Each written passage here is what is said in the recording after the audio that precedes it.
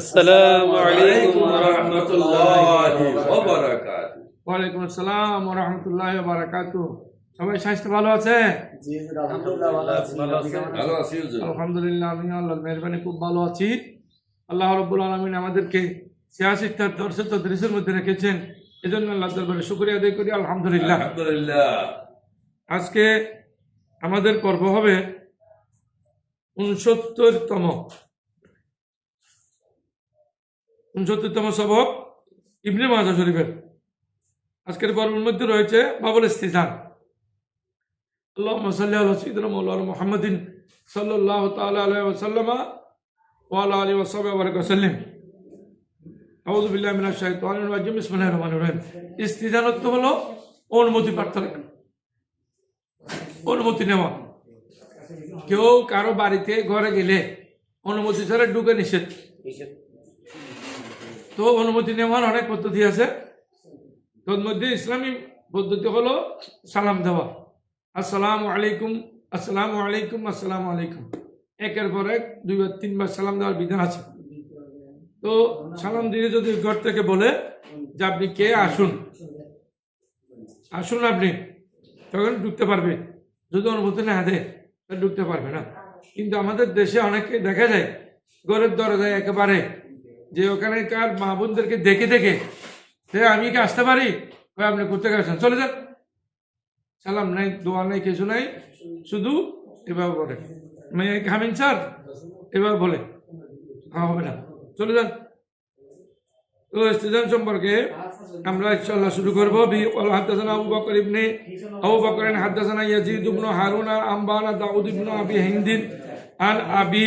নাদারাতা আন আবি সাঈদ আল খুদরি রাদিয়াল্লাহু তাআলা ইন্না আবা মুসা রাদিয়াল্লাহু আলা ওমর রাদিয়াল্লাহু সালাসান। হযরত আবু সাঈদ খুদরি রাদিয়াল্লাহু তাআলা যে ইন্না আবা মুসা, হযরত আবু মুসা রাসূল হযরত ওমর ফারুক রাদিয়াল্লাহু তাআলা নূর গৃহে গিয়ে তিনবার অনুমতি চেয়েছেন। আলাম ইউজিন লাহু, তাকে অনুমতি দেওয়া হলো না। ফান সারাবা, তিনি ফিরিয়ে আসলেন। ফারসালা ইলাই ওমর, হযরত ওমর রাদিয়াল্লাহু তাআলার দিকে, তার দিকে হযরত ওমর ফারুক রাদিয়াল্লাহু তাআলা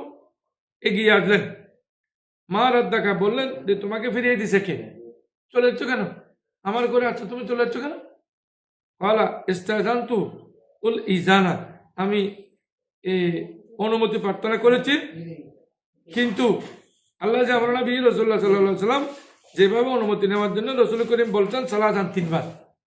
অনুমতি নিতে বলছেন। আমি তিনবার অনুমতির জন্য সালামও দিয়েছি, অনুমতিও নিয়েছি, নেওয়ার জন্য চেষ্টা করেছি, কিন্তু অনুমতি পাই নাই, বিদায় আমি চলে যাচ্ছি। পাই না দিলে না দেখাল না। আল্লাহ রসুল বলছেন অনুমতি দিলে প্রবেশ করবেন, নাহলে চলে যাবেন। মানলে বিজুল্লাহ না রাজা না, আর যদি আমাদেরকে অনুমতি দেওয়া না হয় আমরা ফিরে যাব, এই জন্য আমরা ফিরে যাচ্ছি। তিনি বলেন আল্লাহ হাজা বাইনা, তোমার বললেন যে তুমি যে কথাটা বলছো এর উপর দলিল দাও, অনুমতি না দিলে চলে দিতে হবে, এটা দলিল দাও। নাহলে তোমাকে আমি শাস্তি দিব, তোমাকে আমি করবো, মানে তোমাকে আমি শাস্তির আওতায় নিয়ে আসবো। মজলিসা কৌমি, তখন তিনি তার বন্ধুদের মজলিসে চলে গেলেন।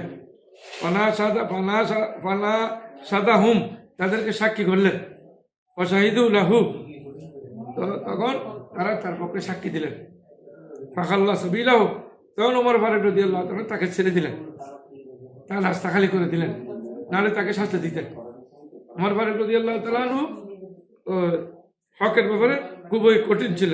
ছিলেন। সাহাবায়ে কেরাম তো সবাই ভালো ছিলেন, ওমর ফারুক রাদিয়াল্লাহু তাআলা কঠিন ছিলেন। এর পরবর্তী হাদিসে ক্বালা কুলনা ইয়া রাসূলুল্লাহ সাল্লাল্লাহু আলাইহি ওয়াসাল্লাম, আমরা আল্লাহ রাসূলকে বললাম, আল্লাহ রাসূলকে হাদা সালাম আমাল ইস্তিজান, এটা তো সালাম ইয়া রাসূলুল্লাহ, এটা তো কোনো অনুমতি নয়, তো সালামের মাধ্যমে অনুমতি নিতে হয়। ক্বালা ইয়াতাকাল্লামু রাজুলু তাসবিহাতান ওয়া তাকবীরাতান, অনেক মানুষ আছে এখানে তাসবিহ পড়ে, সুবহানাল্লাহ পড়ে, তাকবীরাতান আল্লাহু আকবার পড়ে, ওয়া তাহমিদাতান আলহামদু পড়ে, না, এবং সে গলা খাকুরি দেয়, মানে গলা দিয়ে আওয়াজ করে, একটা আওয়াজ করতে থাকে। ওই যেন হালাল পাইতে, তখন ঘরওয়ালির পক্ষ থেকে বা ঘরের অধিবাসীদের পক্ষ থেকে অনুমতি দেওয়া হয়। হ্যাঁ তখন তারা ঢুকতে পারে অন্যতে ঢুকতে পারে না আন আলী রাদিয়াল্লাহু তাআলা قال কান আলী মিন রাসূলুল্লাহ সাল্লাল্লাহু আলাইহি ওয়াসাল্লাম মা দাখালুন বিল্লাইলি ওয়া মা দাখালুন বিন নাহারে সবাই কেরাম বর্ণনা দিচ্ছেন আমরা রাসূলের দরবারে দুই টাইমে যেতাম একটা হলো রাসূলের দরবারে ঢুকার টাইম ছিল দিনে আর একটা টাইম ছিল রাতে ফাকুনতু তখন আমি ছিলাম যা তাই তো যখন তার কাছে আসতাম ও ইউসাল্লি নবীজি নামাজ পড়তেন হ্যাঁ নামাজ শেষ করলে বা নামাজের আগে কেতনাক না হোক তখন তিনি গলা খা করে দিতেন রসুল করিমের গলা মোবারক খা করে দিলে আমরা বুঝতে পারতাম রসুল আবাদতে আসেন রসুল আবার নামাজের টাইমে যদি গলা খা করে দেয় কিন্তু নামাজ হবে না নামাজের টাইমই নয় নামাজের আগে বা পরে অনেক সময় গলা খা করে দিলে বুঝতাম যে আমরা রসুল আবাদতে আসেন এখন আমরা প্রবেশ করতে পারবো না দুই টাইমে রসুলের দরবার যেতাম এরপরে দেখেন বাবুর রজুলে ইউকালুল্লাহ কাইফ আসবাতা কোনো মানুষ তার বন্ধুদেরকে বলেন তার বন্ধুদেরকে বলতে থাকেন যে আজকে সকালে কি কি কাজ করছেন সকালটা কেমন হয়েছে সকালটা মঙ্গলজনক হয়েছে নাকি অন্য ধরনের সকাল করেছেন কেমন করেছেন বললেন আন আব্দুর রহমান ইবনে সাহাবিতিন আন জাবির রাদিয়াল্লাহু তাআলা হযরত জাবির রাদিয়াল্লাহু তাআলা বর্ণনা করেছেন কল তিনি বলেন উল্টু আমি বললাম কাইফ আসবাতা ইয়া রাসূলুল্লাহ হে আল্লাহর রাসূল আপনি আজকে সকালটা আপনার কেমন হয়েছে আমাদের অনেকে বলি না যে আজকে আমার সকালটা খুব ভালো হয়েছে আমি এটা পেয়েছি এটা খেয়েছি এভাবে আমার শুভ সকাল হয়েছে গুড মর্নিং হয়েছে গলা বেখাইরিন মিন রাজুলিন লমিস বি সাইমান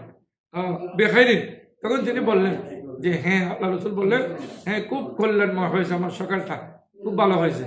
যেমন যারা সকালে উঠে ফজরের নামাজ আদায় করেছেন কোরআন শরীফ তেলাওয়াত করেছেন তাদের ফুরফুরে মেজাজ থাকে খুব ভালো থাকে যে আজকে আমার সকালটা খুব সুন্দর হয়েছে হ্যাঁ বেখাইরিন মিন রাজুলিন লমিস বি সাইমান এমন পুরুষ থেকে যে ব্যক্তি সকাল হয়েছে অথচ রোজা রাখে নাই কলাম ইউরিদ সকিমান এবং কোনো রুগীকে সেবা দেয় নাই অর্থাৎ আমি সকালে হয়েছে আমি রুগীকেও সেবা দিয়েছি এবং আমি নফল রোজা রেখেছি সুতরাং আমার সকালটা আজকে খুব ভালো সুন্দর আমার সকালটা সুন্দর এরপর হাদিস এসেছে আনি বুসাইদিন সাইদিন আবি আন যদি আন আবি উসাইদিন সাইদিন রাদিয়াল্লাহু قال قال رسول الله صلى الله عليه وسلم লিল আব্বাস ইবনে আব্দুল মুত্তালিব হযরত আব্বাস ইবনে আব্দুল মুত্তালিবকে বললেন ইজ দাখালা আলাইহিম যখন তাদের কাছে উনি আসলেন ফাকাল আসসালামু আলাইকুম প্রথমে সালাম দিলেন কারণ আমাদের ইসলামে হলো আসসালামু কাবলা কালাম কথার আগে সালাম দিতে হবে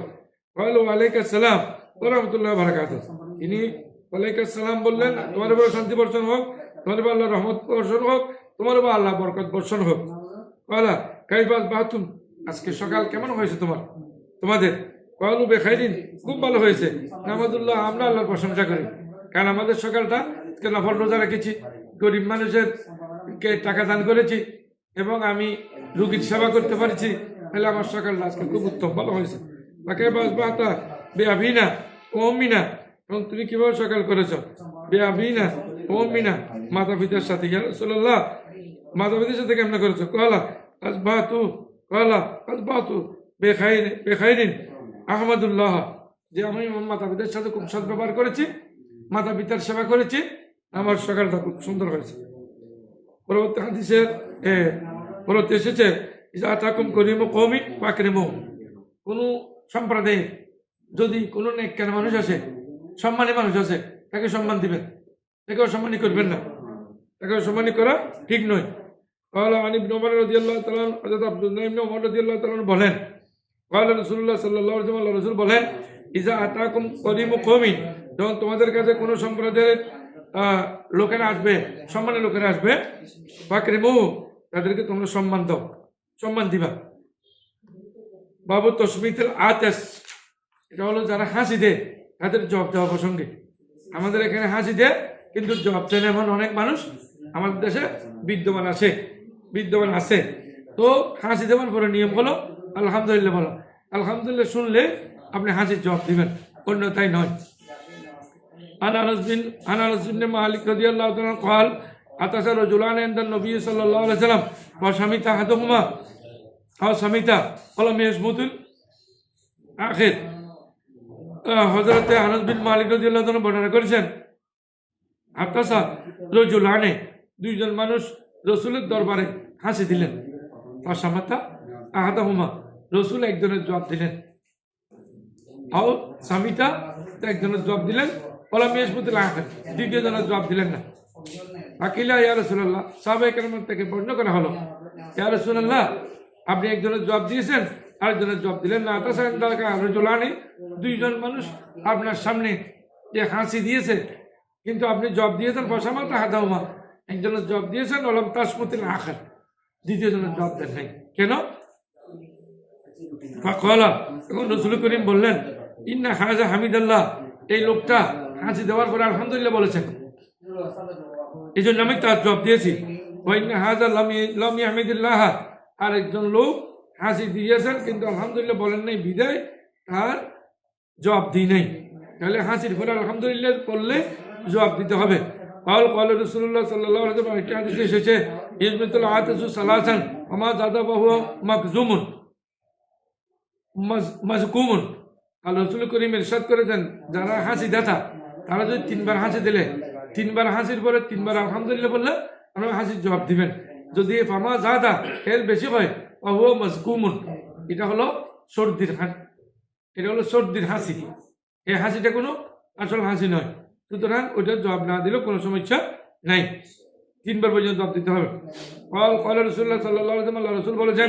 ইজা আতাসা আহাদুকুম যদি তোমাদের মধ্যে কেউ যদি হাসি দেয় ফালিয়াকুল আলহামদুলিল্লাহ হাসি দেওয়ার পর পরক্ষণে সে যদি আলহামদুলিল্লাহ বলে সমস্ত প্রশংসা আল্লাহর জন্য এটা বলে ওয়ালিরুদ্দু আলাইহি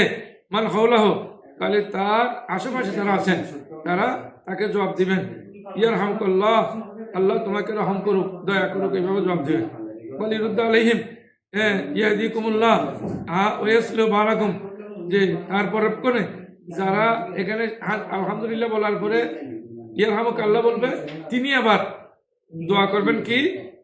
ইয়াহদিকুমুল্লাহ আল্লাহ তোমাদেরকে হেদায়েত করুন এবং আল্লাহ তোমাদেরকে শান্তিতে রাখুক এভাবে বলবেন বাবু একরামুল রাজুলিল জলিসাহু এই বাবটি হলো এই পর্বটি হলো যে মানুষ সম্মান দেওয়া তার জলিসাহু তার সভাসদকে তার সাথে যারা বসে আছেন তাদেরকে সম্মান দিতে হবে অনেক মানুষ আশেপাশের বন্ধু বান্ধবকে তুচ্ছ জ্ঞান করে তুচ্ছ তাচ্ছিল্য করে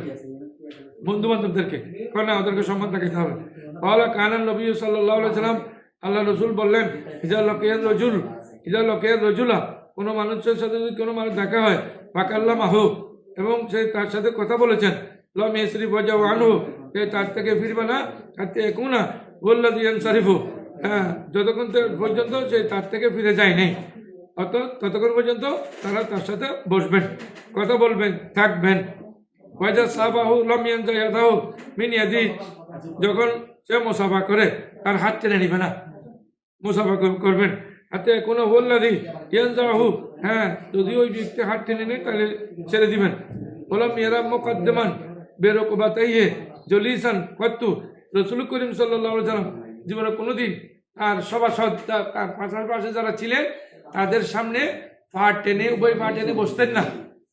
এটা একটা আদব সঙ্গী সাথীদের সাথে পড়লে উভয় পা টেনে অনেকে বসতে থাকে এটা আদব নয় কিন্তু না বসা এটা হলো আদব রাসূল করিম ইরশাদ করে যে বাফল মান কামা আন মাজলিসিন ফারাজা ওয়া হাকু বিহি যে ব্যক্তি কোনো জায়গা থেকে উঠে যাবে আবার ওই জায়গায় ঘুরে আসলে সেই জায়গাটা তাকে দেওয়া এটা হলো আমাদের ইসলামের বিধান আবু হুরায়রা রাদিয়াল্লাহু তাআলা বলেন ইজা কামা হাদুকুম মিন মাজলিসি কেউ যদি তার জায়গা থেকে উঠে যায় তোমার রাজা আবার ওখানে ফিরে আসে ওয়া হাকু বিহি সে এখানে বসা তার বসতে দেওয়া থাকে এটার জন্য তার হকদার বেশি ওই জায়গার জন্য قال রাসূলুল্লাহ সাল্লাল্লাহু আলাইহি সাল্লাম মানে ইতাজারা ইলা আখি বিমাযরাতিন লাম ইয়াকবুলহা কানাত আলাইহি মিসলু খতিয়াতে সাহেবে মিশকাত কিন্তু আমরা দেখি বর্তমানে এর সম্পূর্ণ বিপরীত কোনো মানুষ গাড়িতে উঠেছে একটা সিটে বসেছে সে উঠে মাত্র কোনো কাজের জন্য উঠার পর কাউকে বলে যায়নি ওই সিটে একজন বসে গেছে একা সিটটা দেয় না অথচ ইসলামের বিধান হলো তাকে সিট দেওয়া জায়গা দেওয়া আল্লাহ রাব্বুল আলামিন আমাদেরকে রাসূলের হাদিস মতো আমল করার জন্য তৌফিক দান করুন আমিন ওয়া আখিরু দাওয়ানা আলহামদুলিল্লাহি রাব্বিল আলামিন।